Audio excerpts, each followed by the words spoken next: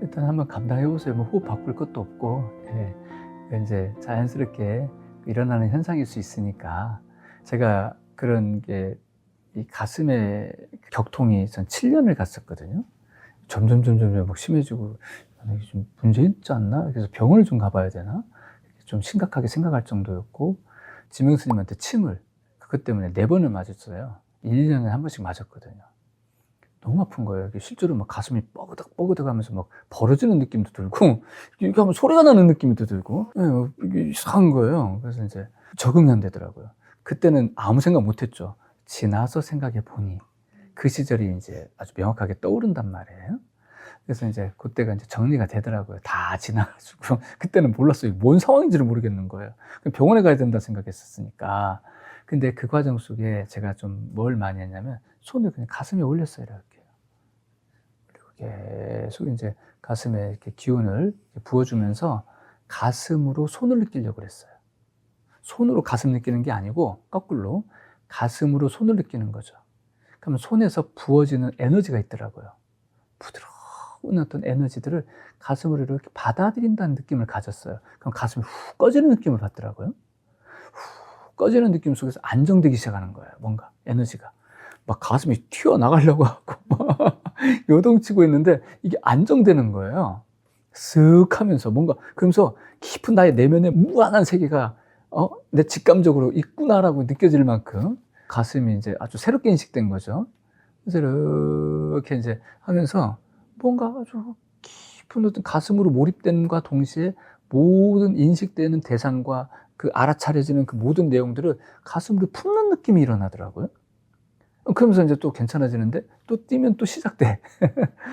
이게 계속 반복되니까, 그러니까 손을 올리고 있는 경우가 많았고, 탁발 다닐 때 거의 손 올리고 다녔거든요. 근데 한 7년 지나니까 사라져 버리더라고요. 그러면서 가슴이 막 이상한 거예요.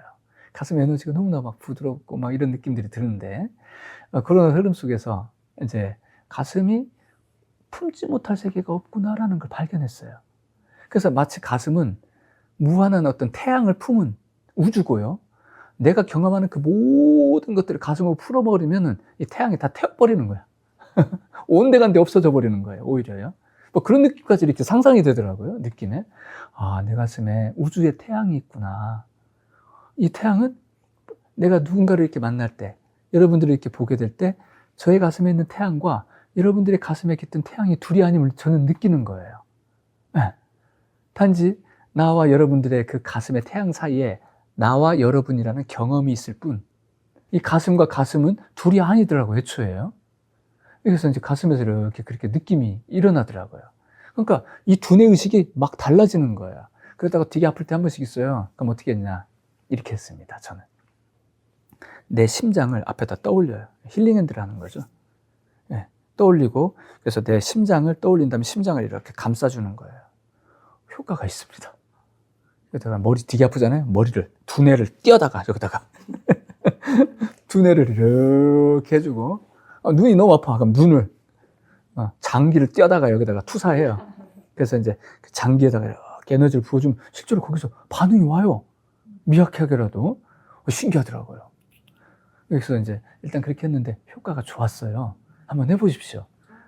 심장을 앞에다 투사하세요. 그리고 심장을 어루만져 주는 겁니다.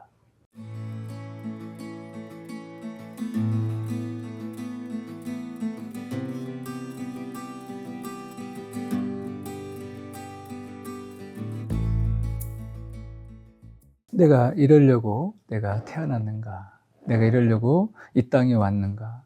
내가 왔을까요? 부처가 왔을까요? 난 온 적 없어요.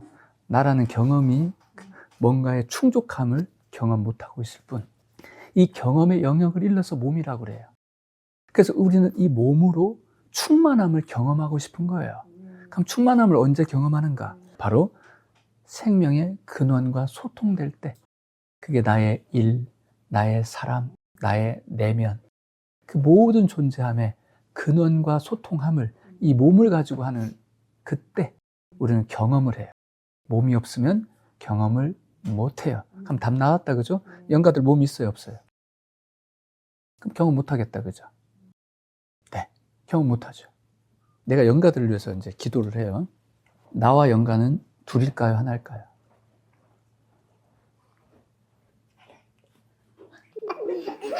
그래서 천도제 하는 겁니다. 그래서 기도하는 겁니다. 그들과 내가 둘일 것 같으면 못할 기도를 합니까? 먹히지도 않을 거고, 기도가 잘 갔는지 안 갔는지 내가 알 길도 없고, 그들이 작용하는 것이 나에게 문제로 일어나기도 하고, 그죠? 그들이 만약에 신성적 존재면 나에게 깨달음이 일어나지 않겠습니까? 네. 그들과 나는 둘이 아닙니다. 예를 들어 내 아버지가 돌아가셨어요. 아버지라고 하는 존재는 나에게 있어서의 아버지예요. 몸을 벗는 그 영가라고 하는 존재는 어떤 존재일까요? 영가라고 하는 몸이 있을까요? 영가라고 하는 몸이 없을까요? 알 길 없죠, 우리는요. 우리는 거기다 상상을 펼치는 거예요. 즉, 상을 짓는 거죠.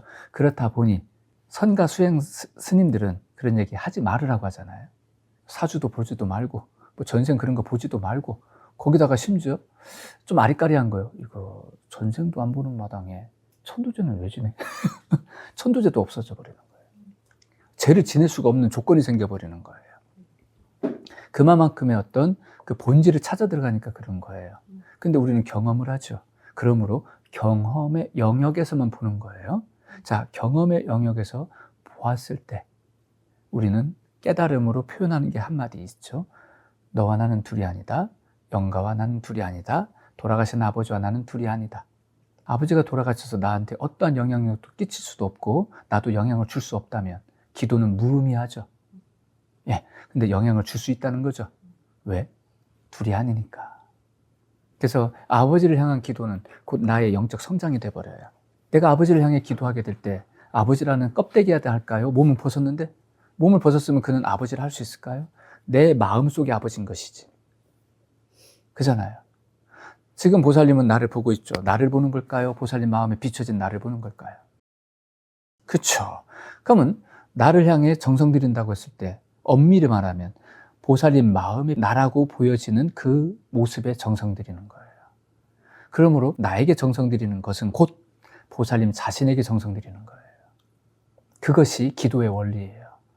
부처는 오직 부처를 향합니다.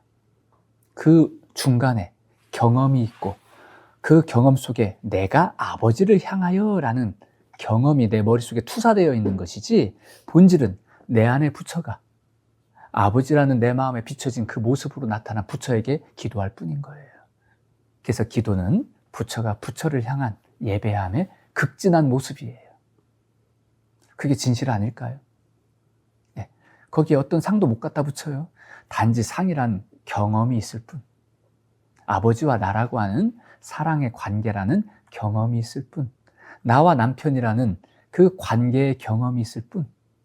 그 모든 경험들이 근원적인 부처가 부처를 향한 모습이 아니라면, 소통이 아니라면 방금 말한 것처럼 내가 왜 태어났지? 라고 하는 허탈한 마음을 갖기 마련인 겁니다. 그러니까 오직 부처가 부처를 향한 이 마음, 우리는 늘 머릿속에 귀딱지로 들어앉을 만큼 당연한 말로 머릿속에 앉아있는 이것을 우리는 실체적으로 우리의 몸을 가지고 경험하자는 거예요. 그래서 몸이라는 건 경험의 세계를 말하는 거예요. 영가가 어떤 세계를 경험하는지 내가 알 게 뭐예요? 단지 다 내 마음에 비춰진 걸 나는 경험하고 거기에 투사하여 영가는 이럴 것이다 라고 내가 표현하는 것이지. 영가가 어떻게 사는지 내가 어떻게 알아요? 그죠? 그렇지 않아도 우리가 이제 여기 오기 전에 몇몇 분들하고 밥 먹으면서 그런 얘기를 했어요. 내가 만약에 증조 할아버지한테 내가 제사를 지내는데 할머니가 그러는데 증조 할아버지는 네 닮았다 이러는 거지. 꼭 니를 보면 내 시아버지를 보는 것 같아. 할머니가 자꾸 나한테 그런 소리를 해. 그래서 심상치 않게 들려서 전생체험, 또 이제 부속인한테 찾아가서 이제 물어봤어요. 그랬더니 이분이 나의 전생이래. 증조 할아버지가 나로 태어난 거야, 지금. 나는 나한테 제사를 지냈던 거죠. 그게 진실 아닐까요? 우리가 굳이 윤회라고 하는, 환생이라고 하는 표현을 써서 그런 거지. 너와 내가 둘이 아니라는 말을 왜 해요? 그죠? 예, 원래 그런 거거든. 부처가 부처한테 제사 지내는 거예요. 그게 본질 아닐까요? 그죠? 그때 우리는 온전한 소통을 경험하겠죠. 네.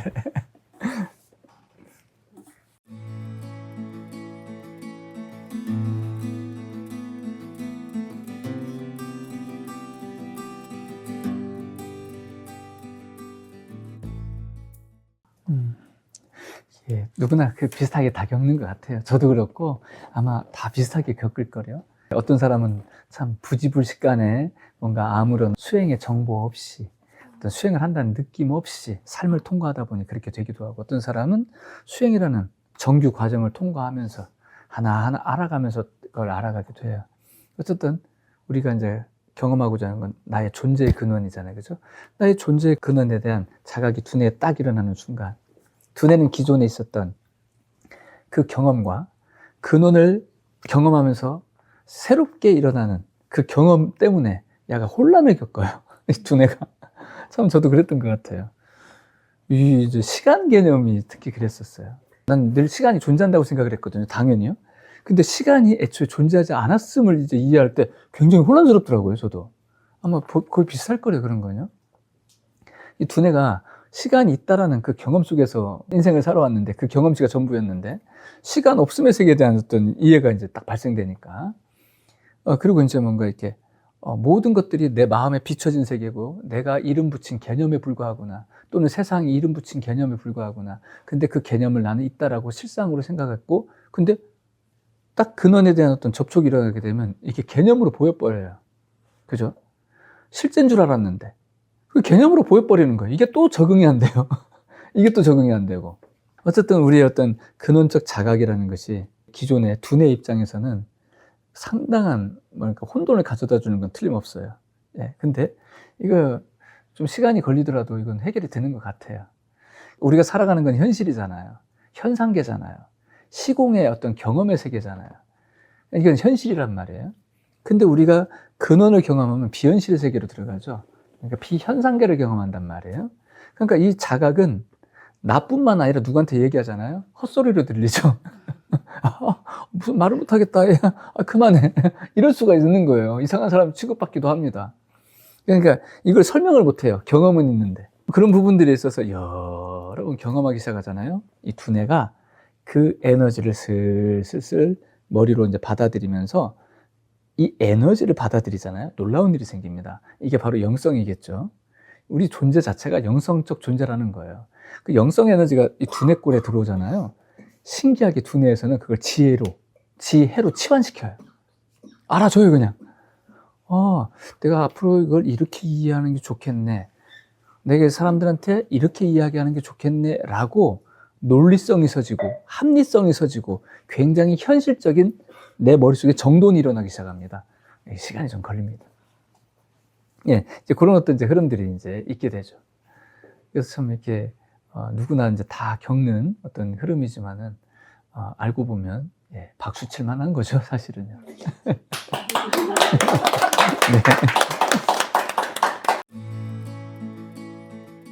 아이고, 그렇지 않습니다. 예, 치매라기보다는요, 더 본질적인 어떤 에너지 각성이 일어났어요. 그러면 어떤 비현상계를 향한 내 의지가 일어나 버려요. 이 비현상계에서 경험되는 그 무한한 어떤 대생명력의 어떤 법열 환희가 더 강력하기 때문이에요. 우리는 생명의 존재다 보니 늘 생명력을 원한단 말이에요. 그리고 근원을 향하길 바라는 우리의 어떤 생명의지가 애초에 있단 말이에요. 그걸 경험하고 있는데 딴 걸 신경 쓸 필요 없잖아요. 신경이 안 써져요. 그래서 치매로 경험되는 거예요. 경험이 부재되니까. 인식이 잘 안 일어나기도 하고요. 관심도 안 생겨요, 심지어요. 어느 때는요, 이 심해지잖아요? 사이코패스인가? 싶을 정도로. 왜? 저 사람은 힘들었는데, 저 사람이 힘들어하는 그 마음은 이해가 되는데, 왜 힘들지? 라고 생각이 들 수도 있다고요. 때로는 공감이 안 되기도 합니다. 어떤 공감이라고 하는 건 철저하게 카르마 영역이거든요. 내가 저 사람의 카르마를 수용할 수 있을 때 공감이라는 게 생겨요. 근데 내가 수용 못해서가 아니라 수용을 안 한 상태에서는 공감도 안 돼요. 그거 이상한 게 하나도 아니에요. 원래 그런 거니까. 그래서 공감이 안 됐다가도 저 사람 말을 잘 들여다보고 이렇게 가슴으로 이렇게 수용하면 순간적으로 눈물이 터져 나오기도 하죠. 아, 네 마음이 이랬군요. 라고. 그렇게 품기 전에는 어떻게 생각할까요? 나 사이코패스인가? 이게 그 말로만 듣던 소시오패스? 이렇게 생각이 들기도 해요. 예. 문제 없는 겁니다.